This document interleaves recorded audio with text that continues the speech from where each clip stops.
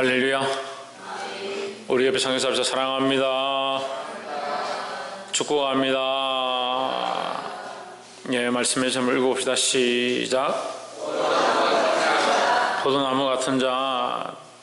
포도나무는 우리가 여러 가지로 보고 또 잘 알고 있습니다. 포도나무는 그렇게 크지도 않고 좀 작습니다. 사람 키만 한 정도고 또 그 날개 가지가 뻗어가는데 그냥 내버려두면 잘 뻗지를 못하고 땅바닥으로 떨어지게 되어 있습니다. 누군가 옆에서 부축해 줘야 되고 줄을 연결해 줘야 되고 그런 모습들이 있습니다. 근데 이 포도나무는 땔감으로나 다른 것으로는 쓸 수가 없습니다. 그런 소재로 합당치 않습니다. 또 그릇이나 어떤 도구나 못으로 사용할 수도 없습니다. 조각하기에 합당치 않은 나무다. 그럼 다른 데 쓸 데가 없다는 거예요. 다른 데 쓸모없는 이 인생을 우리와 같다 하는 거예요. 우리는 하나님 앞에 다른 데 쓸모가 없습니다.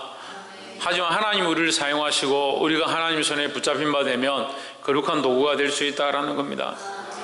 우리가 어디에 있어야 되느냐? 가지가 포도나무 안에 있어야 되는 것처럼 우리가 포도나무라면 그리스도에게 붙어 있어야 그 역할을 감당할 수 있다라는 겁니다. 그리스도 안에 붙어 있기를 주의 이름으로 축복합니다. 살았다는 이름이 있으나 실상은 죽은 자로다 라고 하는 말씀이 있습니다.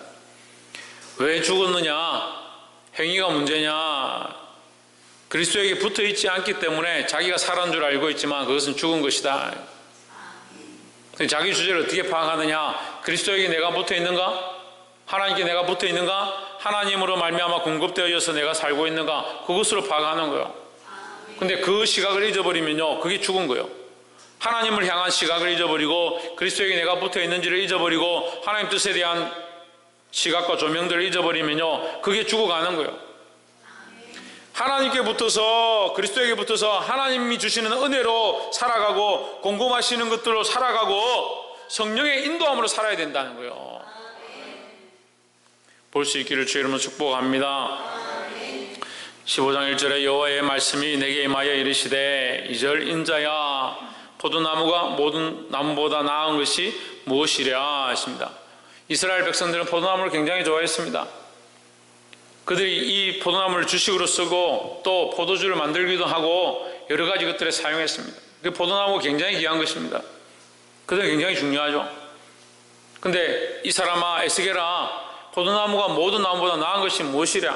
나은 것이 없습니다. 만약에 포도나무가 열매를 맺지 않는다면 나은 것이 없다는 거예요. 쓸데가 없다는 거예요. 숲속의 여러 나무 가운데 있는 그 포도나무 가지가 나은 것이 무엇이랴? 볼품도 없고 크기도 작고 그렇게 쓸데가 없다는 거죠. 하지만 포도나무가 열매를 맺으면 하나님 앞에 귀히 쓰임 많습니다. 많은 사람들이 귀하게 볼 수 있는 나무가 뭐냐? 포도나무입니다. 근데 그 포도나무가 열매를 맺지 못한다면 아무 쓸모가 없다는 거예요. 정말 포도나무 열매를 맺지 못하면 다만 밖에 버리고 사람들에게 밟힐 뿐이다. 딱 그게 포도나무예요. 다 쓸데가 없는 거예요. 열매가 없다면 어디에 쓰겠습니까? 우리가 그리스도인인데 하나님의 백성인데 열매를 맺지 못한다. 그 죽은 거죠. 죽은 것을 어디에 쓰겠습니까? 괜히 분란만 일으키고 문제만 일으키고 불순종하고 말만 자꾸 만들어내는 거예요. 정말 살았다는 이름은 있는데 그리스도인이라는 껍데기는 있는데 성도라는 모양은 있는데 죽은 것들 필요가 없는 거예요. 여러분 살아나야 합니다. 이 생명을 회복해야 합니다. 그리스도에게 온전히 붙어서 하나님이 주시는 이 은혜를 공급함 받아서 주님 기뻐하시는 거룩한 열매를 맺길 소망합니다.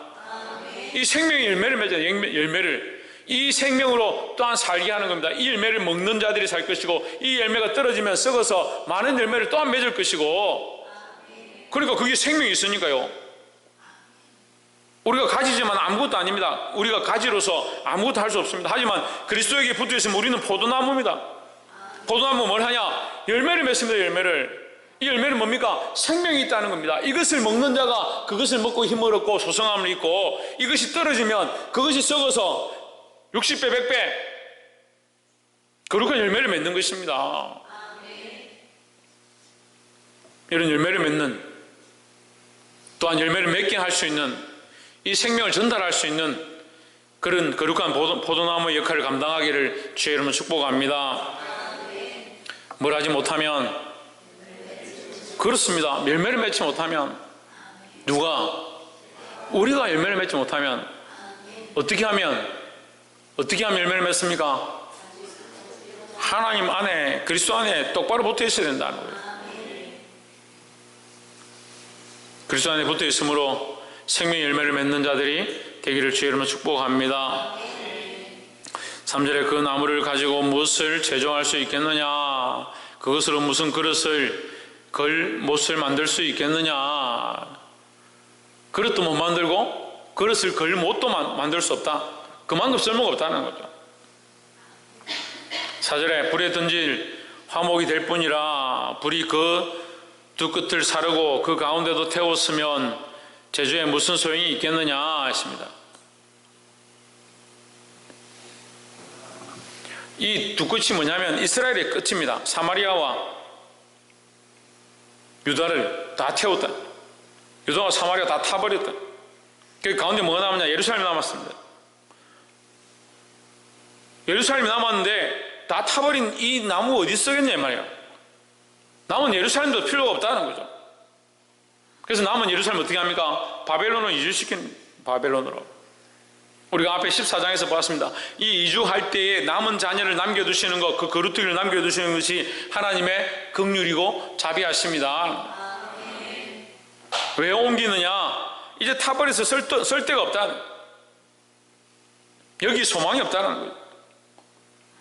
그리고 포도나무는 포도나무인데 타버렸고 소망이 없어졌고 생명력을 잃어버린 이 포도나무 쓸 데가 없다는 거죠.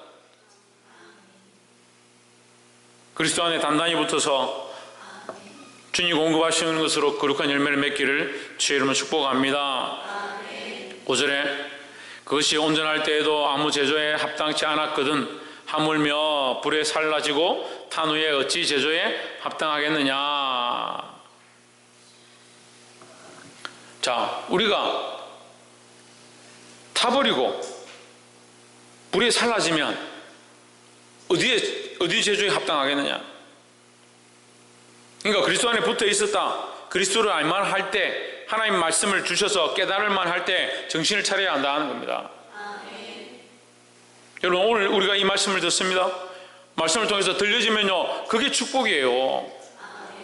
어떤 사람은 착각합니다. 들려지는데 기분이 나쁘다, 저 말씀 들으니까 기분이 나쁘다, 속이 상하다. 속이 상하면 우리가 어찌할꼬? 여러분 따라합시다. 우리가 어찌할꼬? 속이 상하면요, 우리가 어떻게 할꼬? 답답하면요, 우리가 어찌하여 구원을 얻을까? 그래 해야지. 답답하고 속상하면 듣기가 싫다? 여러분 듣고 싶은 얘기를 들을 것 같으면 왜 여기 앉아 있습니까? 하다못해 세상 뉴스도 듣고 싶으면 뉴스만 듣지 않습니다. 듣고 싶지 않아도 뉴스를 들어야 될 것들이 있습니다. 전염병이 돌고 있다는 소식, 사건 사고가 나고 있다는 소식, 불이 났다는 소식, 날씨가 어떻다는 소식, 그걸 듣습니다. 우리가 원하는 대로 되지 않지만 들어야 할 것들을 듣습니다. 하나님의 말씀도 마찬가지입니다. 때론 내 마음에 맞지 아니하고 속상하고 불이 난 것처럼 보일지라도 하나님의 말씀을 들어야 합니다. 그래서 그걸 뭐라고 합니까? 경청합니다. 경청합니다. 경청을 하는데 내가 원하는 대로 말해주면 듣겠다, 내가 원하는 대로 말하지 않으면 안 듣겠다, 그건 경청이 아닙니다. 경청한다는 것은요, 내 생각을 내려놓고, 따라합시다. 내 생각을 내려놓고, 내 의지를 내려놓고, 내 생각과 내 의지와 내 감정을 내려놓고 하나님의 말씀에 전적으로 순종하는 것. 오늘 아침에도 얘기했습니다. 전적으로 순종하는 것. 순종이 있어야. 믿음이 없이는 기쁘시기 못하나니, 그걸 우리 교인들이 요즘 그 성구를 시시때때로 암송하시던데, 믿음이 없으면 기쁘시기 못하나니, 그 믿음이 뭐냐면요, 순종입니다. 순종. 딱 교회에 시험이 들고요, 상처를 받고요, 말씀을 듣고 찔려서 화가 나면요, 뭘 안 하냐면요, 순종을 안 합니다. 순종. 딱 순종이 끝나버려요. 여러분 자기를 한번 돌아보세요. 속상하고 화날 때 말씀이 경청이 되는가? 세상에 유혹이 들어올 때 말씀이 경청이 되는가? 옆에 사람을 보라는 게 아니고 자기를 돌아보라고. 자기를. 옆에 사람을 왜 쳐다봅니까? 자기를 한번 돌아보세요. 기분이 나쁘고 속상한데, 시험에 들었는데, 어떤 유혹에 빠졌는데 말씀이 잘 들리는가? 잘 안 들립니다.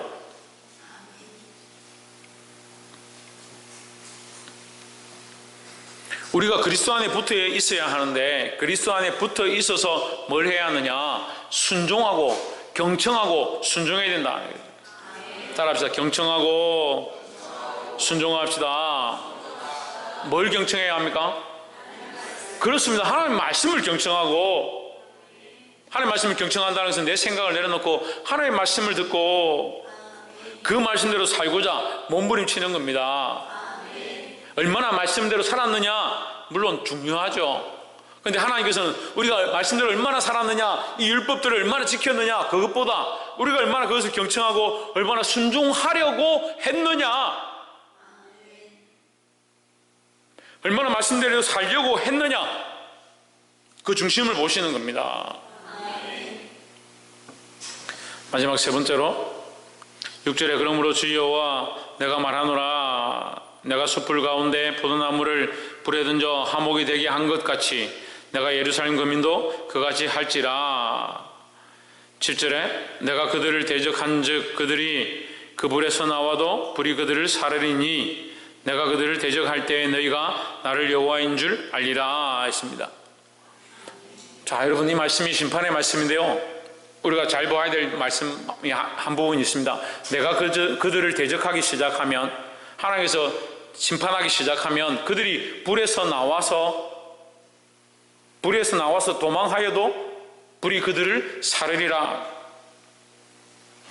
그들이 피하여도 심판을 받으리라 이 말이에요.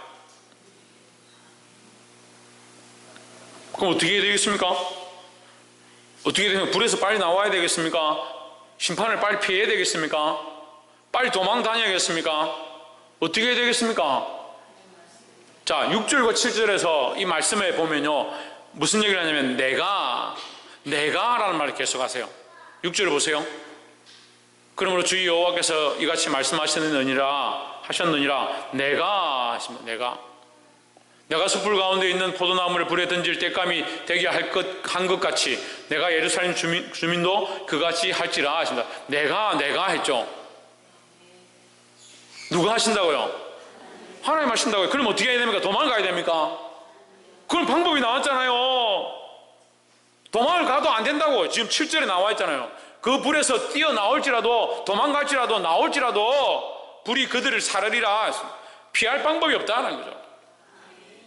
세상이 우리를 잠깐 감싸주는 것 같고, 세상에 잠깐 가면 위로가 되는 것 같고, 사람들이 우리에게 잘해주면 좀 마음이 괜찮아지는 것처럼 보이지만 하나님의 눈을 피할 수 없고 하나님의 손길을 피할 수 없다는 거죠. 이 방법은 하나 있습니다. 어떻게 해야 됩니까? 하나님께 엎드려야 됩니다. 주체가 누구? 주인이 누구니까? 하나님이시니까. 하나님께서 하나님의 손으로 심판하시겠다 하니까 누구에게 엎드려야 되냐? 하나님 앞에 엎드리는 방법밖에 없는 거예요. 세상에 어리석은 사람들도, 어리석은 아이들도 부모에게 맞을 때, 혼날 때 부모님께 잘못했다 하면 그 매가 감해지고 그 책망하는 것이 감해지는 줄 압니다. 그래서 부모님께 잘못했다 하고 그 진노가 빨리 그치기를 바랍니다. 하물며 우리 인간이, 하물며 우리 그리스도인들이 하나님 안다 하면서 왜 매를 더 맞으려고 자꾸 하느냐? 왜 말씀을 들으면서 경청하지 않냐고, 순종하지 않냐고, 자기 생각으로 헤아리고 자기 방법대로 자꾸 살려고 하냐는 거예요.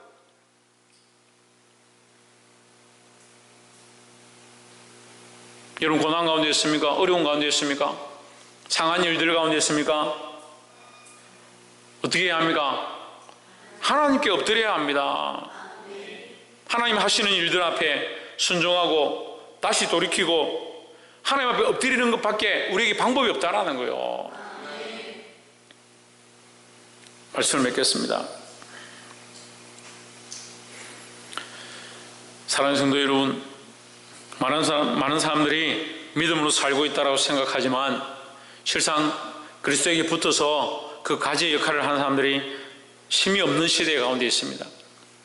여러분, 우리는 그리스도에게 붙어서 하나님으로부터 공급되어지는 이 생명의 열매들을 맺어야 합니다.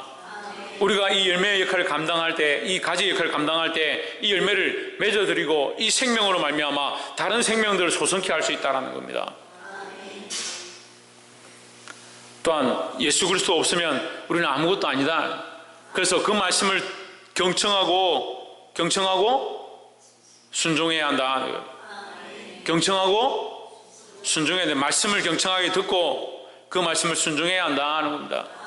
때론 그 말씀이 마음에 걸리고 맞지 않다고 생각될지라도 말씀 앞에 순종함으로 주님께서 우리에게 주시는 거룩한 복들을 받기를 주의 이름으로 축복합니다. 저는 우리 교인들이 참 많은 복을 받을 거라 생각해요. 말씀을 경청하고 순종하면. 다른 것을 듣고 순종하고 다른 방법들을 동원해서 복 받는 게 아니고 하나님 말씀을 아멘으로 받고 그 말씀을 경청하고 내 생각들을 내려놓고 순종할 때에 주님 주시는 놀라운 축복이 있다는 겁니다. 또한 세 번째로, 고난이 닥치고 어려움이 닥칠 때 어떻게 해야 되느냐, 내 방법으로 피하는 게 아니고 하나님 앞에 엎드려야 됩니다. 하나님 앞에 내 방법으로 어떻게 하면 될 것이다, 이렇게 하면 될 것이다, 저렇게 하면 될 것이다, 아닙니다. 하나님 앞에 와서 엎드려야 합니다. 우리에게 속상한 것들이 있습니까? 힘든 일들이 있습니까? 어려운 문제들이 있습니까? 사람들이 자꾸 말하기를 좋아합니다. 이렇게 하면 되는데, 저렇게 하면 되는데, 무엇보다 하나님 앞에 와서 그 문제의 주인이 되시고 모든 문제의 해결자 되신 우리 하나님 앞에, 그리스도 예수 앞에 와서 엎드릴 수 있는 저와 여러분 되기를 주의 이름으로 축복합니다. 기도하겠습니다.